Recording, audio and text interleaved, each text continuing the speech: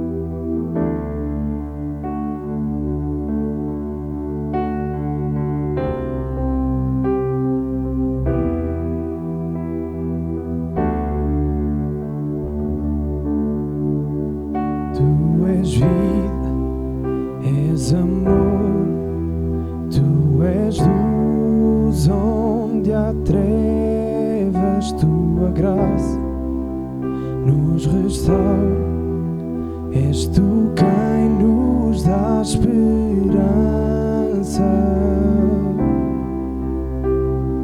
Grande és, Senhor,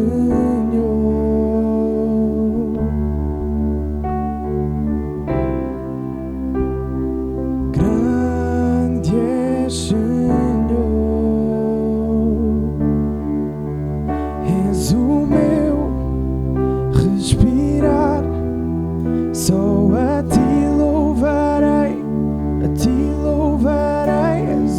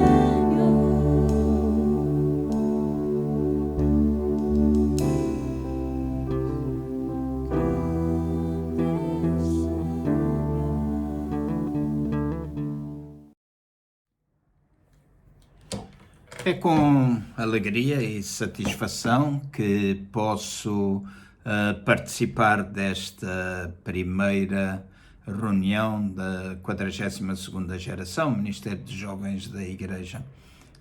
Estou particularmente grato à liderança pelo convite que me foi dirigido, na pessoa do Edson, e para poder partilhar durante algum tempo um pouco o meu coração convosco e expor um pouco da palavra de Deus. Há pouco antes de iniciar esta gravação, estava a pensar na 42ª geração.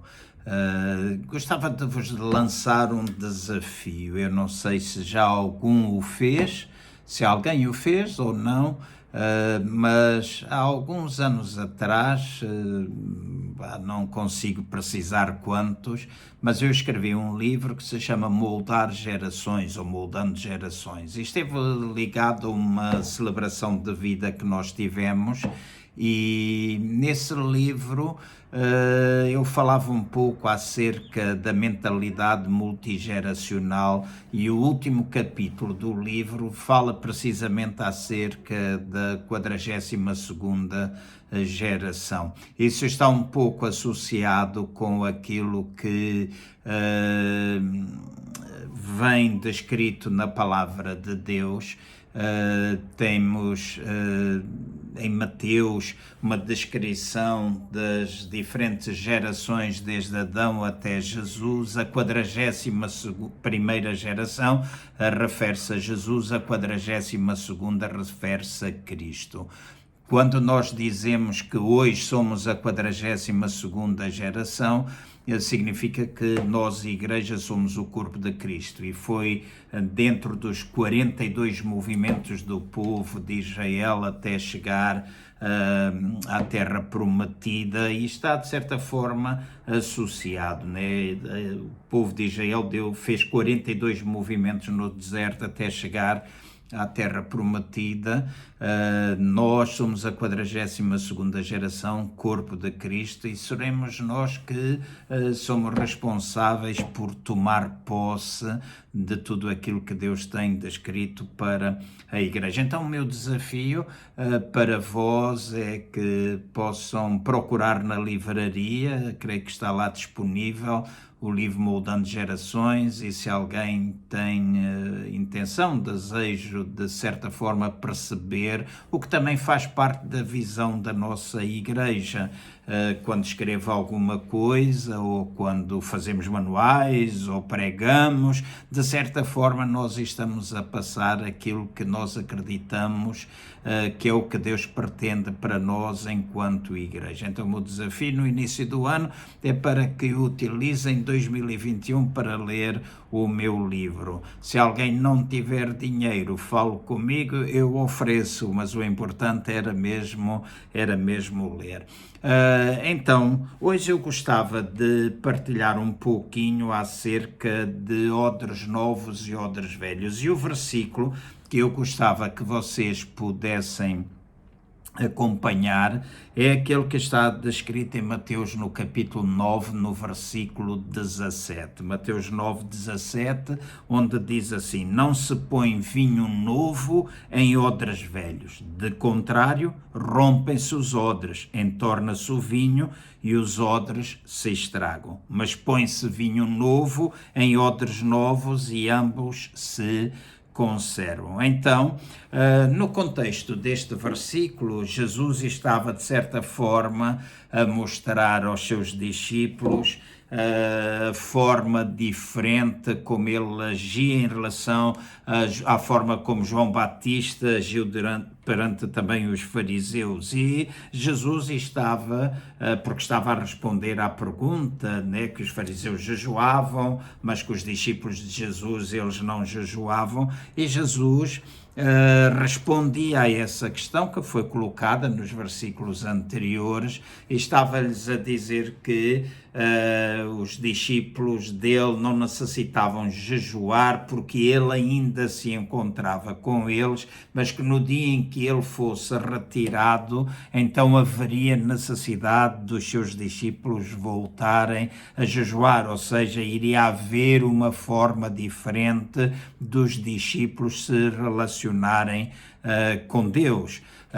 Ali ele estava presencialmente com eles, no entanto, ele ao morrer, ao ascender, ir para a direita de Deus o Pai, seria enviado o Espírito Santo. Então, quando está aqui a falar de vinho novo, está precisamente a falar do Espírito Santo ser enviado, a altura em que Jesus subiu e o Espírito Santo foi enviado. E Jesus disse que não se poderia colocar vinho novo em odres velhos, porque caso contrário, tanto o odre velho como o vinho novo acabaria por se estragar. Então, vinho novo tem de ser colocado em odres novos.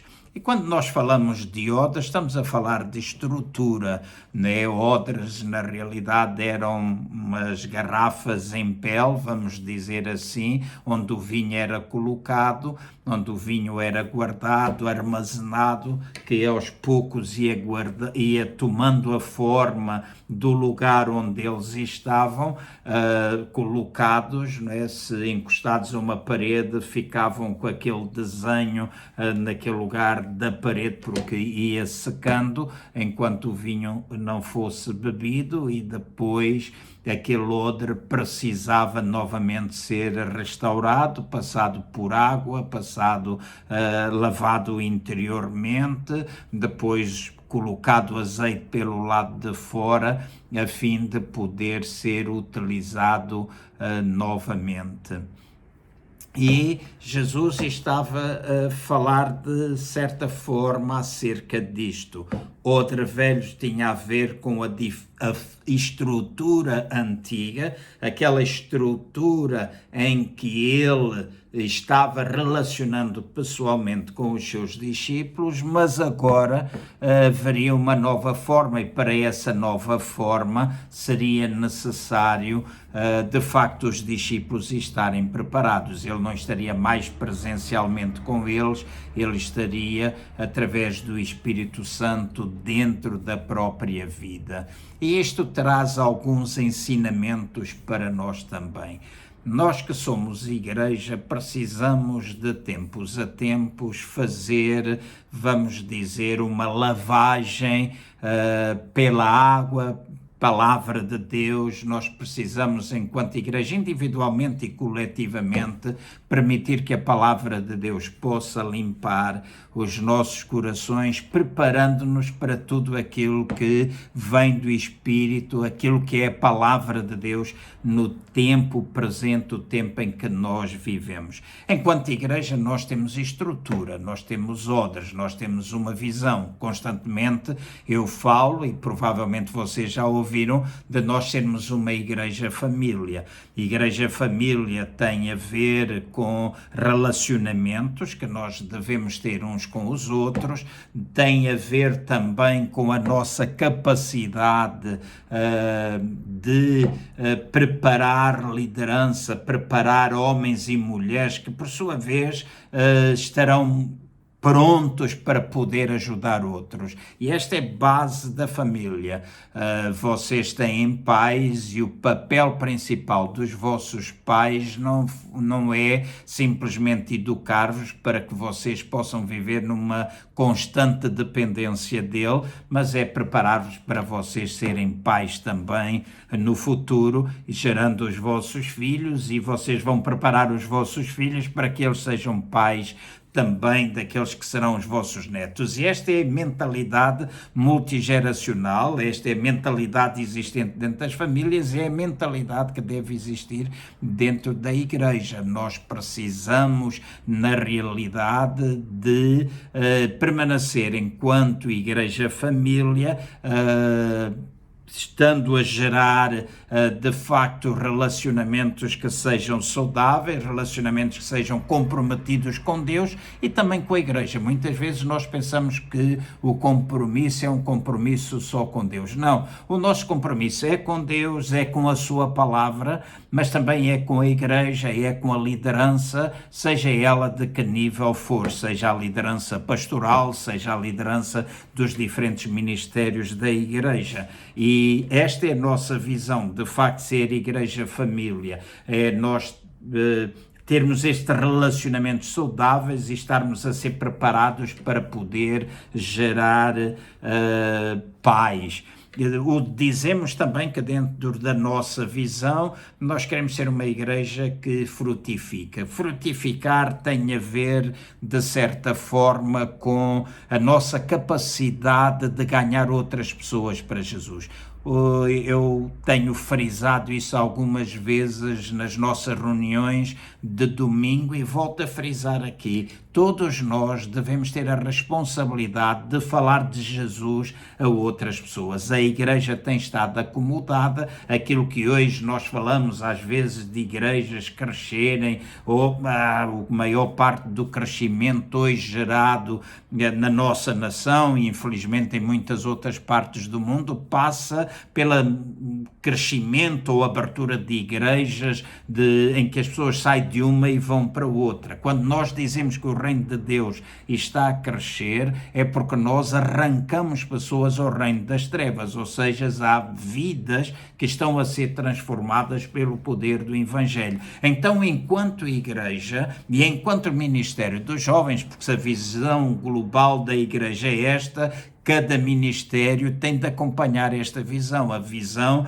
é para que cada um de vocês possa frutificar, ou seja, cada um de vocês possa gerar filhos e filhas espirituais e também, para além de gerar no sentido espiritual, filhos e filhas, ou seja, pessoas que nascem de novo, é a responsabilidade também gerar discípulos. Discípulos são aqueles que seguem o seu mestre. Então é nossa responsabilidade em qualquer ministério, mas também individualmente, nós termos discipuladores e também podemos discipular a vida de alguém, e isso pode ser feito desde muito novo, vocês assumirem a responsabilidade, nem que seja com uma pessoa em que vocês investem tempo, em que vocês oram, em que vocês procuram ajudar essa pessoa, em que vocês cuidam, quando alguém novo chega, terem o cuidado de introduzir no grupo, ter conhecimento,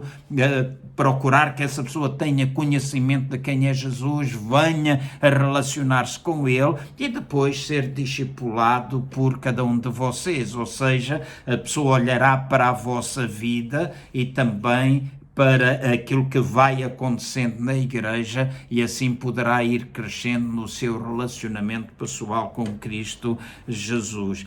Nós falamos que dentro da nossa visão ou estrutura de igreja, nós queremos implantar, o reino de Deus, nós acreditamos que devemos levar o Evangelho a todas as áreas da sociedade. É por isso que com alegria nós vemos vocês tirarem diversos cursos e a mentalidade que queremos criar é para que cada um de vocês entenda que é um pastor, vamos dizer assim, é um responsável, é uma luz que brilha no lugar onde vocês estiverem, seja na escola, seja na universidade, seja já em algum local de trabalho, vocês fazerem brilhar a luz que é Cristo Jesus e assim vocês estão implantando o reino de Deus.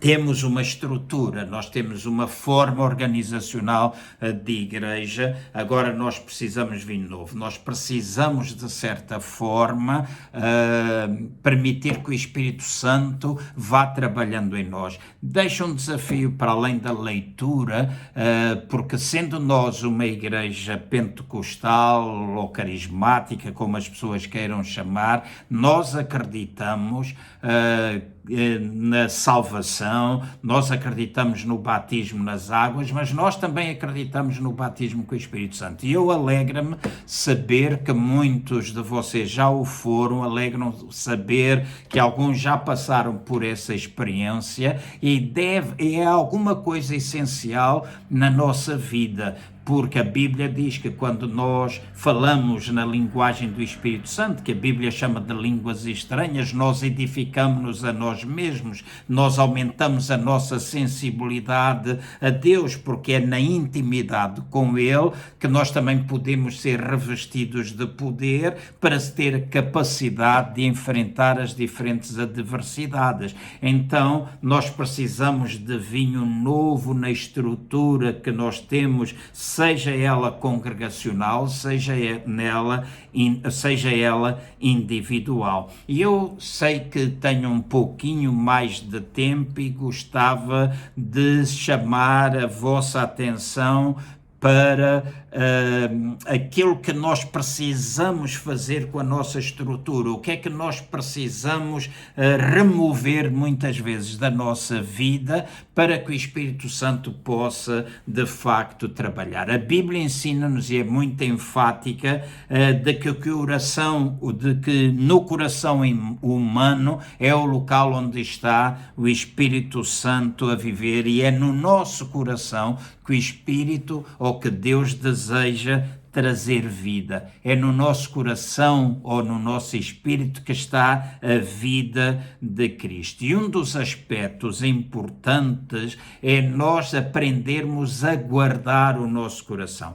Há um versículo em Provérbios, no capítulo 4, no verso 23, que diz assim: sobre tudo o que se deve guardar, guarda o teu coração, pois dele procedem a saída da vida. Então, é o nosso coração, é o nosso espírito, é do nosso interior que precedem as saídas, ou que saem as nossas atitudes, sai aquilo que nós acabamos por fazer. E a Bíblia chama a nossa atenção para o facto de nós aprendermos a guardar o nosso coração. E aprender a guardar o nosso coração é uma atitude que nós temos de, a cada dia, procurarmos ser iguais a Jesus. Não estou a dizer que nós não iremos falhar, não estou a dizer que nós não iremos ter maus pensamentos, que nós não iremos ter uma ou outra vez uma má atitude, mas tem de haver um desejo constante na nossa vida para que o nosso coração seja verdadeiramente agradável a Deus. Nós possamos fazer aquilo que lhe agrada. Em João, no capítulo 8, no versículo 29, Jesus disse: eu faço sempre aquilo que agrada ao meu Pai, eu faço sempre aquilo que agrada ao meu Pai. Então é meu desejo, é vosso desejo provavelmente, se não é que o passa a ser, que vocês possam na realidade poder agradar ao Senhor em tudo. É importante nós não nos deixarmos tomar pela condenação, pela inferioridade, porque esse não é o desejo de Deus quando nós fazemos alguma coisa errada, mas tem de haver de facto este desejo interior de nós termos um coração que agrada a Deus, mas não somente ter um coração agradável a Deus, ou que agrada a Deus, mas também ter um coração aprovado. E quando nós falamos de um coração aprovado, nós estamos a falar de um coração despido do egoísmo, um coração cujo propósito mais sublime é glorificar a Deus. E esta é, de facto, alguma coisa que nós devemos pensar e ponderar. Jesus, enquanto homem, não queria sofrer e ir à cruz, mas para agradar e para glorificar a Deus, ele fez coisas e fez tudo aquilo que foi necessário, indo até à cruz para que o propósito de Deus pudesse ser cumprido. Então a questão que eu tenho de colocar a mim mesmo, e coloco muitas vezes, e que vocês devem colocar, é: será que eu tenho um coração que glorifica a Deus?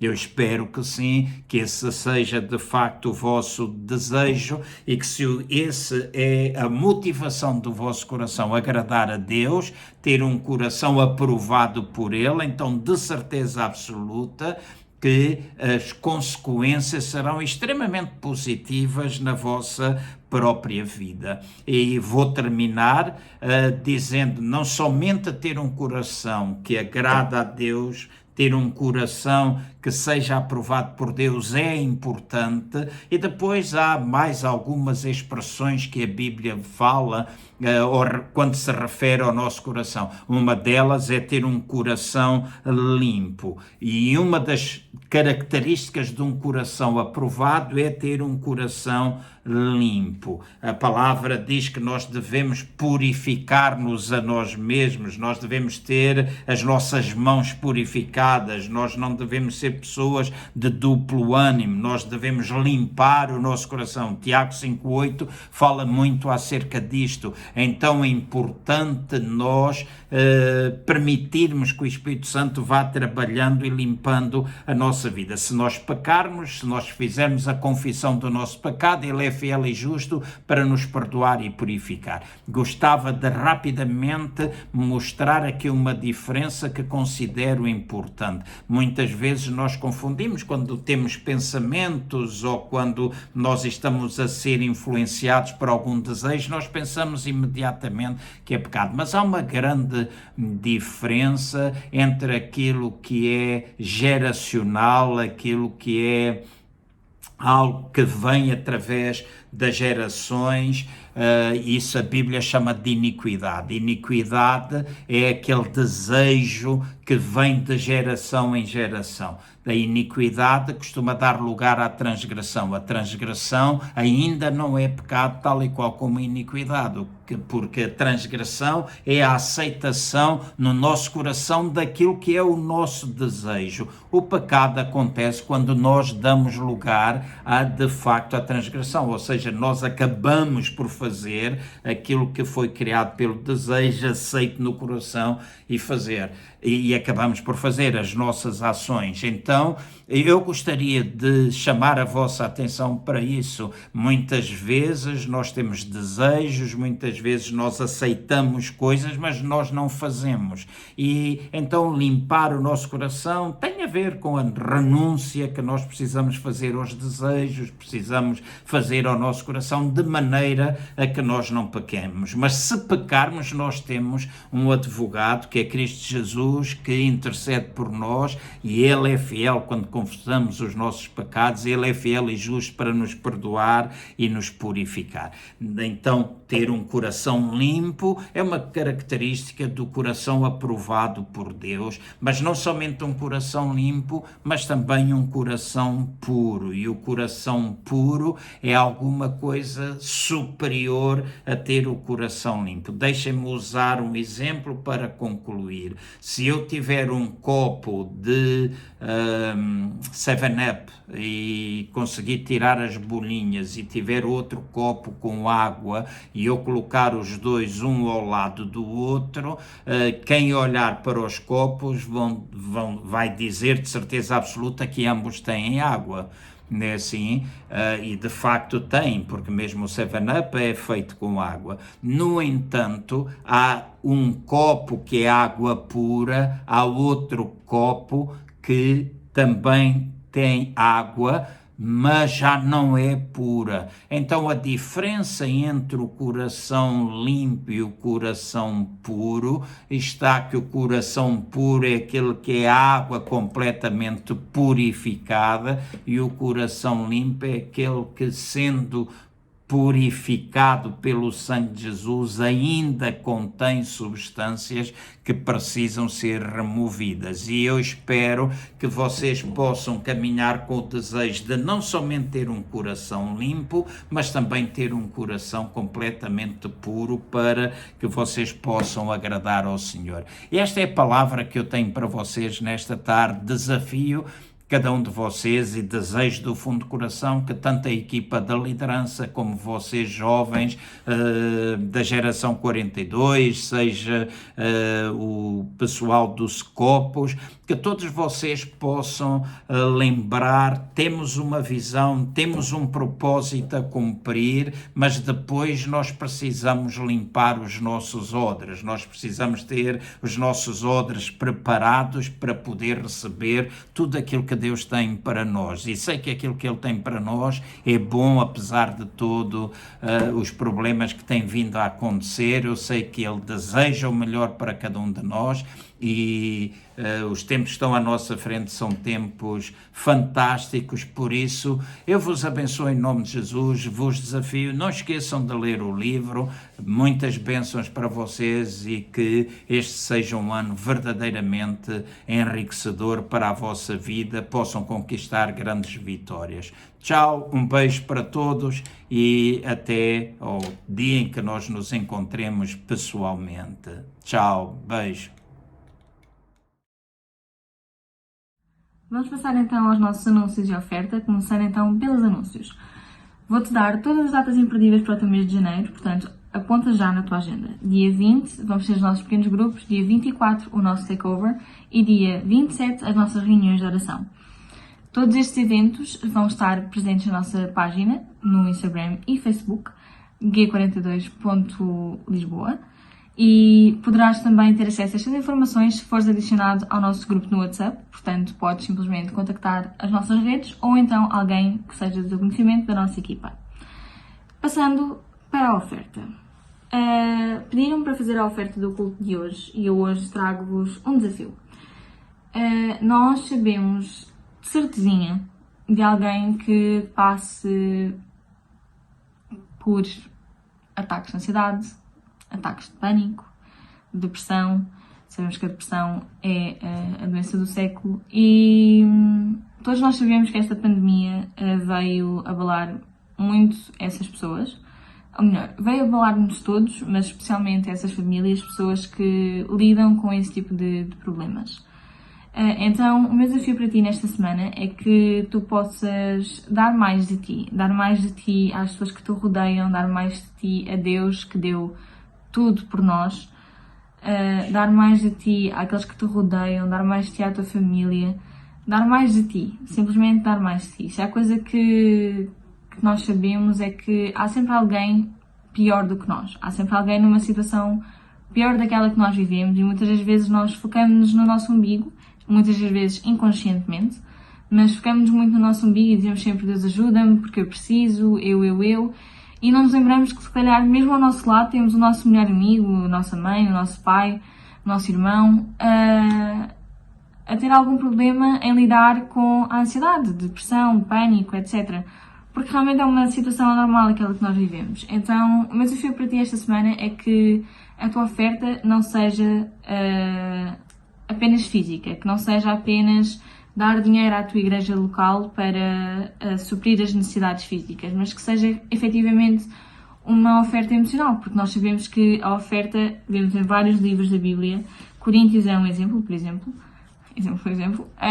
que a oferta é exatamente um ato de amor, então que nós possamos interiorizar realmente a frase que Deus é amor. Nós dizemos isto muitas vezes e por vezes até parece que é da boca para fora, mas não, realmente o nosso Deus é um Deus de amor, então a nossa função enquanto filhos dele é exatamente expressar esse amor na vida de todas as pessoas, então que durante esta semana tu possas ser alguém que transmite amor a quem não tem, ou mesmo que tem, que tu possas ser um foco de luz, um foco de sal na vida dessa pessoa, ok? Os nossos meios de oferta vão passar aqui em rodapé, e podes dar a tua oferta por MBWay, por transferência bancária. E tenha uma boa semana. Que Deus te abençoe muito.